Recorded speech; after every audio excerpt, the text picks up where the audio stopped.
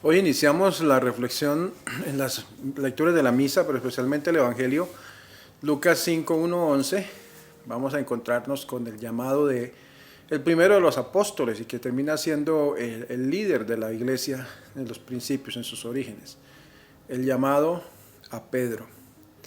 Vamos a meditar entonces en este texto. Bienvenidos a Meditaciones Peregrinas.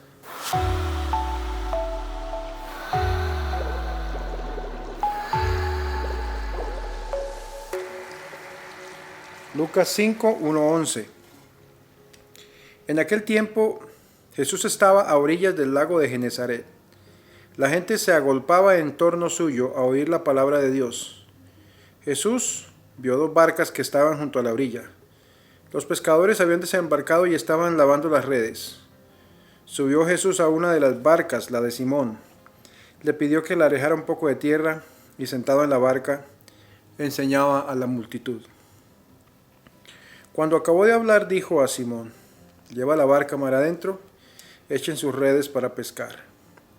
Simón replicó: Maestro, hemos trabajado toda la noche y no hemos pescado nada, pero confiado en tu palabra echaré las redes. Así lo hizo, y cogieron tal cantidad de peces que las redes se rompían. Entonces hicieron señas a sus compañeros que estaban en la otra barca para que vinieran a ayudarlos. Vinieron ellos y llenaron tanto las dos barcas que casi se hundían.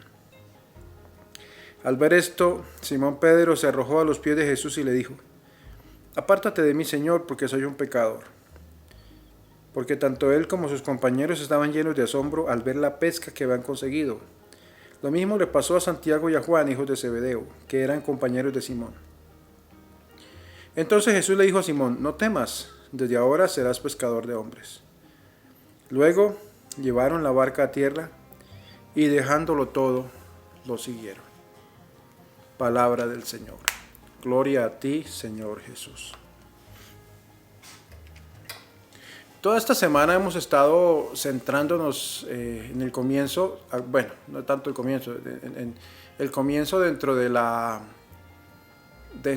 liturgia de la lectura de San Lucas. Terminando Mateo, nos vamos ahora con Lucas.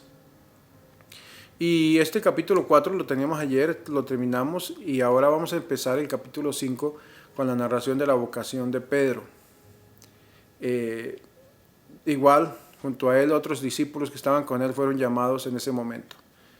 El Señor les dice: desde ahora serán pescadores de hombres. Quizá para ellos toda su vida había estado centrada a la orilla del lago, en su trabajo de pescadores. Y fue un momento, pienso que determinante lo que les sucedió, al punto que sintieron que era necesario dejar todo para seguir a Jesús. Ayer ya nos encontrábamos un poco ante la realidad de Pedro, al menos lo habíamos escuchado ya, porque cuando llegaron a la casa de Pedro, allí estaba su suegra enferma y el Señor la sanó.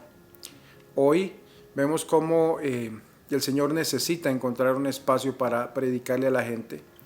La gente se agolpa, la gente no lo deja libremente, digamos así, predicar. Por eso le pide a Pedro que le preste la barca, para hacer desde allí, de la barca, como un palco donde él iba a llevar a cabo ese mensaje a la comunidad, ¿sí? Jesús ya estaba viviendo su tiempo entre la gente de fama, digamos, estaba siendo conocido, por eso se agolpaban. Sus milagros eran algo que atraía a la gente muchísimo, pero sus palabras también, o sea, tenía ese toque, y ya lo veíamos en las lecturas de hace 2 días acerca de la autoridad, cómo ellos descubrían que había una autoridad en el Señor, en Jesús, en sus palabras. Esto es algo que repite Lucas varias veces acerca de la autoridad de Jesús. Y entonces ahora que habla con Pedro y le pide su barca, pues él no se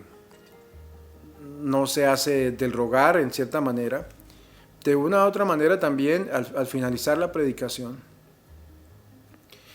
cuando le pide el Señor que vuelvan a la pesca, Pedro se siente en cierta manera frustrado por lo que ha vivido, y entonces le dice: pues no vamos a intentarlo más.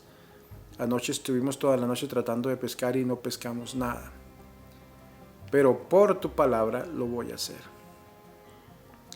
A veces en la vida diaria estamos cansados, agobiados, frustrados por algunas cosas. Y el Señor nos habla de muchas maneras. Quizá no voy a decir que vamos a escuchar la voz de Jesús que nos habla directamente como la voz de cualquier persona. Pensar eso sería quizá pensar que estamos volviéndonos locos. Pero sobre todo es que uno se da cuenta o siente o percibe a través de la gente que hay un mensaje especial que nos está llegando. Una palabra que nos está impulsando. Y a veces nos movemos a regañadientes. A veces nos movemos incluso en contra de nuestra voluntad, pensando simplemente en que, bueno, intentémoslo en lugar de quedarnos aquí atascados en nada. Y allí es donde viene el milagro. Y fue lo que pasó con Pedro. Pedro estaba frustrado, pero al nombre de aquel que había escuchado predicar, de aquel que había escuchado hacer milagros, decide ir a la pesca. Y entonces allí sucede el milagro que estaban esperando. Ese momento fue un milagro, pienso que triple. Primero, el milagro de la multitud de la gente escuchando al Señor. Segundo, la apertura de Pedro a volver a intentarlo de nuevo. Ese es otro milagro. El milagro de esa cantidad de peces que salieron. Pero el gran milagro no estaba ahí. El gran milagro estaba en lo que estos acontecimientos sucesivos se convirtieron como en una especie de bola de nieve que iba creciendo y al final se vino la gran y poderosa, ese golpe grande para Pedro, que lo hace tirarse de rodillas y decirte, apártate de mí, decirle al Señor, apártate de mí, que soy un pecador. Es todo como una secuencia de cosas a las cuales, por medio de las cuales el Señor nos va llevando, el Señor nos va conduciendo hasta hacernos entender, mira, esto es lo que quiero de ti. A veces no lo logramos interpretar o entender. A veces recibimos milagros en nuestra vida diaria todos los días y yo estoy seguro que muchas personas que siguen o que escuchan la meditación pueden dar fe de ello, de las veces en que el Señor nos cuida y nos ama, pero lo que a veces no pensamos es, no sabemos hacia dónde el Señor nos lleva. Descubrir o esperar o dejarnos llevar por el Señor es algo que debemos aprender a hacer como lo hizo Pedro. Y llega un momento, y fue el momento de Pedro, el momento en el cual tuvo que dejarlo todo. Ese es el momento de Pedro. Generalmente nosotros como seres humanos lo vemos al contrario. Pensamos que el momento nuestro es el momento de tenerlo todo. De tener el poder, de tener los bienes, de tener las propiedades. Y nuestros sueños son eso. El sueño de tener una casa, de tener un buen carro, de tener mujer y unos hijos. Y volverse viejo y morir con la familia alrededor. Quizá es el sueño de mucha gente. Una vida así. Quizá otra vida es tener su casa, tener sus mascotas, llegar a viejo y esperar que las mascotas lo entierren. Quizá puede ser la vida de otros, pero ¿cuál es el plan de Dios y los milagros que Dios hace cada día, que teje cada día en tu vida? ¿Para dónde van? ¿A dónde te lleva el Señor? Ese momento de Pedro es el momento que también el Señor nos invita a que descubramos. ¿Cuál es tu momento? ¿Cuál es aquel instante en que las cosas van a cambiar para ti?